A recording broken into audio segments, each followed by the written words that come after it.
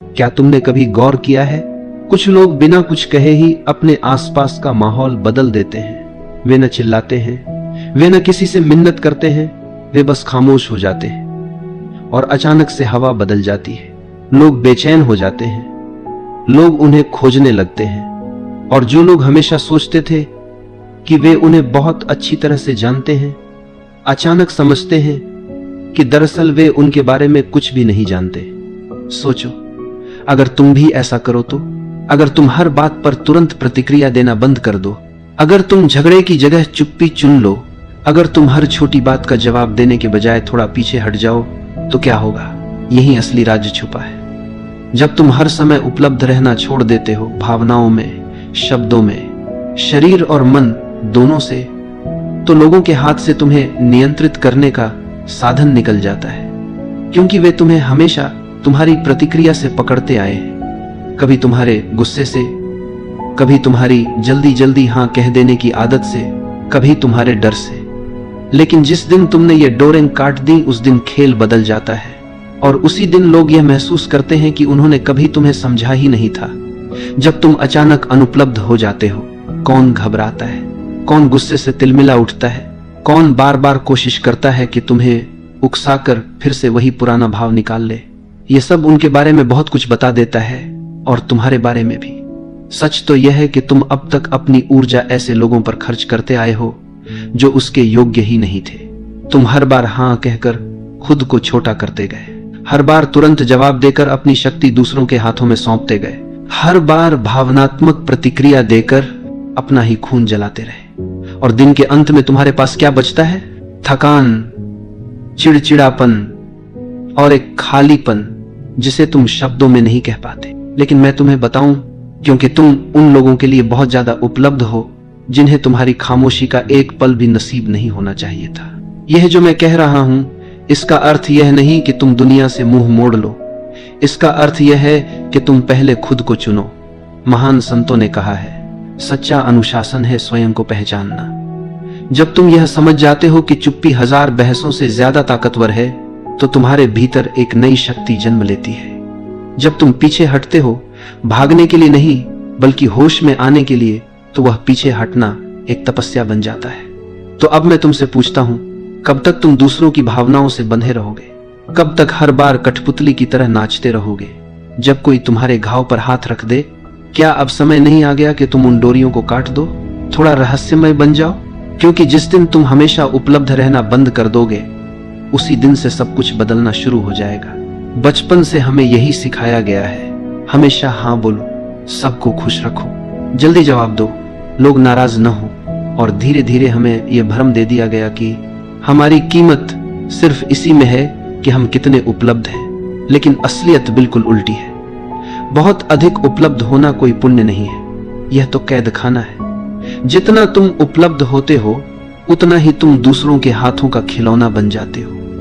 लोग तुम्हें एक बटन की तरह इस्तेमाल करते हैं। जब ध्यान चाहिए तुम्हें दबा देते हैं, जब दिल बहलाना है तुम्हें ढूंढ लेते हैं, जब उन्हें सहारा चाहिए तुम्हें याद कर लेते हैं, और काम पूरा होते ही तुम्हें किनारे रख देते हैं। कितनी बार तुमने सिर्फ इसलिए मुस्कुराया क्योंकि तुम ना कह नहीं पाए? कितनी बार तुमने थकान के बावजूद जवाब दिया क्योंकि डर था कि कोई नाराज न हो जाए? कितनी बार तुमने अपनी सच्ची भावना छुपा ली सिर्फ इसलिए कि कोई तुम्हें ठुकरा न दे? यही है आत्मत्याग, यही है खुद से धोखा, और यही है वह जाल जिसमें आज ज्यादातर लोग फंसे हुए हैं। यहां तक कि हमारी ऊर्जा भी असीमित नहीं है। हर हां, हर प्रतिक्रिया हमारे भीतर से कुछ निकाल ले जाती है, और जब यही ऊर्जा बार बार व्यर्थ खर्च हो जाती है तो हम खोखले हो जाते हैं। लोगों को तुम्हारी परवाह नहीं है, उन्हें सिर्फ तुम्हारी उपयोगिता चाहिए, तुम्हारा साथ, तुम्हारा सहारा, तुम्हारी संवेदना, बस उतनी देर तक जब तक उन्हें जरूरत है।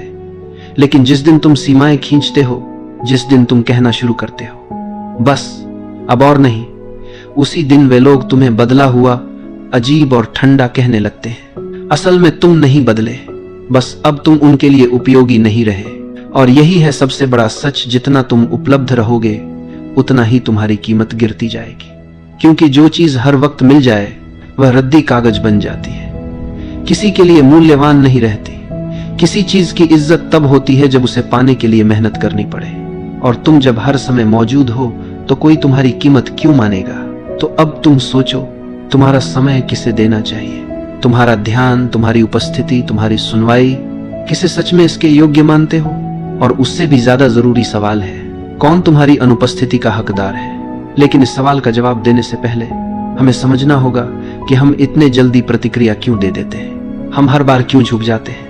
हमारे भीतर यह तुरंत उत्तर देने की आदत क्यों बैठी हुई है? इसके पीछे है हमारी ऊर्जा।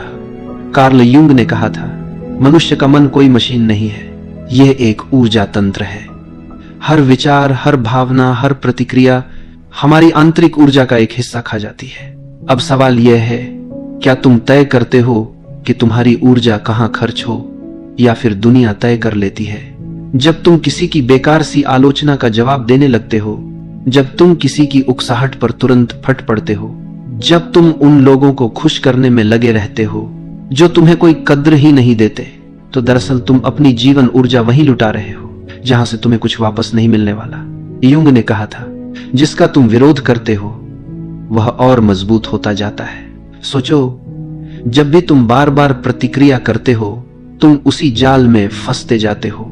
यही वजह है कि बहुत से लोग हमेशा थके हारे रहते हैं। वे कमजोर नहीं होते, बस उनकी ऊर्जा गलत जगह पर बह रही होती है।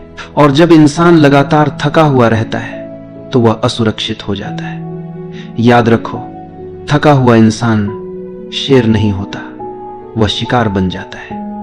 ऐसे लोग तुरंत पहचान लिए जाते हैं जो तुम्हारी थकान, तुम्हारी बेचैनी, तुम्हारी हर बात पर प्रतिक्रिया देने की आदत का फायदा उठाते हैं। वे जानते हैं कि तुम हर बात पर जवाब दोगे। वे जानते हैं कि तुम्हें ना कहना नहीं आता। वे जानते हैं कि तुम सबका बोझ उठाते रहोगे, और इसलिए वे तुम्हारे कंधों पर अपना बोझ उठाते डाल देते हैं। लेकिन युंग ने यह भी कहा, सच्चा मन वही है जो ऊर्जा को भीतर बचा कर रख सके।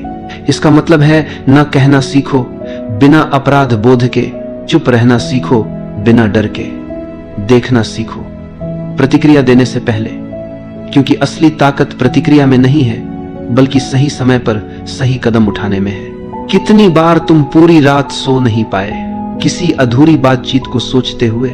कितनी बार तुम घंटों ये सोचते रहे, मुझे क्या कहना चाहिए था, उसने ऐसा क्यों कहा, मैंने जवाब क्यों नहीं दिया? यह सब ऊर्जा का रिसाव है। तुम बीते हुए साये को जिंदा रखते हो और वही तुम्हें खींचते रहते हैं। ऊर्जा एक ढाल है, जब तुम इसे बचाते हो तो तुम्हारी उपस्थिति अपने आप सम्मान खींचती है। तुम कमरे में प्रवेश करो और बिना कुछ कहे भी लोग तुम्हारी ओर खींच जाएं। यह तभी होता है जब तुम्हारी ऊर्जा भीतर सुरक्षित हो। लेकिन अगर ऊर्जा बिखरी हुई है तो तुम नजरअंदाज कर दी जाते हो। तुम्हारी आवाज भी असर नहीं करती। तुम कमजोर और टूटे हुए लगते हो। तो जरा देखना शुरू करो, कौन सी बातें तुम्हें तुरंत उकसा देती हैं? कौन से शब्द तुम्हें अपना धैर्य खोने पर मजबूर करते हैं? कौन से हालात तुम्हें बार बार खींचकर पुराने पैटर्न में डाल देते हैं? यही तुम्हारे सबसे बड़े छेद हैं। यहीं से तुम्हारी ऊर्जा बाहर निकलती है। और अगर तुम इन बिंदुओं को पहचान लोगे तो धीरे धीरे अपनी शक्ति वापस पालोगे। लेकिन ध्यान रहे, इसका मतलब यह नहीं कि तुम पत्थर बन जाओ। इसका मतलब है कि तुम सजग बनो, ना ठंडे ना बेमायने, बल्कि सचेत और अपने स्वामी। युंग ने यह भी बताया था कि जब इंसान अपनी ऊर्जा को सुरक्षित करना सीख जाता है तो दूसरों की परछाइयां उस पर काम नहीं करती। यानी कि जो लोग तुम्हें अपनी छवि में ढालना चाहते हैं, तुम्हें अपनी भावनाओं का आईना बनाना चाहते हैं, उनकी शक्ति टूट जाती है। और यह वही जगह है जहां खेल और गहरा हो जाता है। जो लोग हमेशा तुम्हारी दयालुता का फायदा उठाते हैं, जो लोग हमेशा तुम्हारे सहारे खड़े रहना चाहते हैं, जो लोग तुम्हारे शांत होने से डर जाते हैं, असल में वे तुम्हारी ऊर्जा से पलते हैं। जैसे कोई बेल किसी मजबूत पेड़ से लिपटकर जिंदा रहती है, और जिस दिन पेड़ झुकना बंद कर देता है उस दिन बेल सूखने लगती है। इसलिए अगली बार जब तुम किसी को ना कहो, जब तुम प्रतिक्रिया न दो, जब तुम चुप रह जाओ, तो समझ लो खेल बदल रहा है। तुम्हारी अनुपलब्धता उनके लिए संकट है, और यह संकट उन्हें अपने भीतर झांकने पर मजबूर करता है। तुम्हारी चुप रहना कोई कमजोरी नहीं है, यह तुम्हारी आत्मा की शक्ति है। लेकिन यहां से यात्रा और भी पेचीदा हो जाती है, क्योंकि जो लोग अब तक तुम्हें इस्तेमाल करते आए हैं वे अचानक बेचैन हो जाएंगे। वे तुम्हें उकसाएंगे, आलोचना करेंगे, तुम्हें अजीब कहेंगे। असल में समस्या तुम में नहीं है। समस्या यह है कि अब तुम उनके खेल का हिस्सा नहीं हो। और यही है अगला कदम। जब तुम सचेत चुप्पी में जाते हो, जब तुम प्रतिक्रिया देना बंद कर देते हो, तो दुनिया की सबसे गहरी चालें तुम्हारे सामने खुलने लगती हैं। मौन का खेल। आधुनिक दुनिया शोर से भरी हुई है। हर कोई बोलना चाहता है, हर कोई तुरंत जवाब देना चाहता है, हर कोई अपनी बात साबित करना चाहता है, इवन अगर उस चक्कर में उसे अपनी शांति ही क्यों न खोनी पड़े। लेकिन शक्ति, सच्ची शक्ति, वह शब्दों के शोर में नहीं बल्कि मौन की गहराई में छिपी है।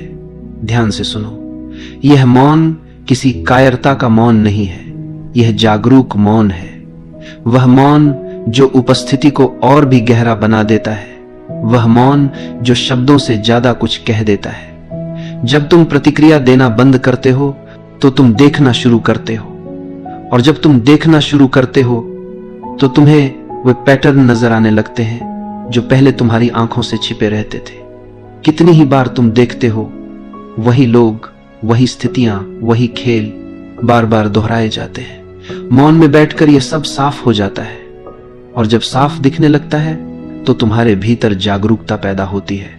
यह जागरूकता खतरनाक है उन लोगों के लिए जो तुम्हें नियंत्रित करना चाहते हैं, क्योंकि जिस दिन तुम देखना सीख जाते हो उस दिन उनका खेल बेकार हो जाता है। तुमने ध्यान दिया होगा, कुछ लोग बेकरार हो जाते हैं जब तुम जवाब नहीं देते, जब तुम सफाई नहीं देते, जब तुम अचानक खामोश हो जाते हो। यह उनकी याद नहीं होती, यह उनका डर होता है, क्योंकि तुम्हारा मौन उनकी कहानी को छीन लेता है। जब तक तुम बोलते रहते हो तुम खेल में फंसे रहते हो, लेकिन जिस दिन तुम चुप हो जाते हो तुम नियम बदल देते हो। और यह असंतुलन उन लोगों को पागल कर देता है जो तुम्हारी हर प्रतिक्रिया पर जीते आए थे। समझ लो, सच्चा मौन आवाज की कमी नहीं है, सच्चा मौन है अपनी ऊर्जा पर अधिकार। यह है वह चुनाव कि किस युद्ध में उतरना है और किस युद्ध को छोड़ देना है। व्यक्ति बनने के लिए दूरी चाहिए, क्योंकि सिर्फ मौन में ही तुम अपनी आवाज सुन सकते हो, दुनिया के शोर से मुक्त होकर। लेकिन इस मौन की भी एक कीमत है। कुछ लोग तुमसे दूर हो जाएंगे, कुछ कहेंगे तुम ठंडे हो, अजीब हो, कुछ कहेंगे तुम घमंडी हो, पर सच यह है कि वे लोग कभी तुम्हें समझना चाहते ही नहीं थे। वे तुम्हें सिर्फ अपनी जरूरतों की नजर से देखते थे। और जब तुम मौन चुनते हो, जब तुम उपलब्ध नहीं रहते, तो वे तुम्हें खोने लगते हैं। लेकिन सुनो, तुम दूसरों को नहीं खो रहे, तुम खुद को पा रहे हो, धीरे धीरे। यह मौन तुम्हें भीतर से गढ़ता है, तुम्हारी थकी हुई ऊर्जा लौट आती है, तुम्हारा असली चेहरा उभरने लगता है, तुम्हारा केंद्र तुम्हारे भीतर मजबूत होने लगता है। और फिर तुम देखते हो, जिन रिश्तों में सिर्फ नाटक था वे गिरने लगते हैं, जिन जगहों में सिर्फ शोर था वहां से दूरी बनने लगती है। हाँ, यह दर्द भी देता है। तुम्हें लगेगा तुम अकेले हो गए हो, तुम्हें लगेगा तुम गलत हो, तुम्हें लगेगा सब बदल गया। लेकिन ध्यान रहे, यह दर्द जन्म का दर्द है। यह अकेलापन कमजोरी नहीं है, यह अकेलापन शक्ति है। जब तुम सबके लिए उपलब्ध रहना बंद करते हो तब तुम अपने लिए उपलब्ध होने लगते हो। यही है असली पुनर्जन्म, यही है असली स्वतंत्रता। अब कोई भी तुम्हारी डोर खींचकर तुम्हें कठपुतली नहीं बना सकता।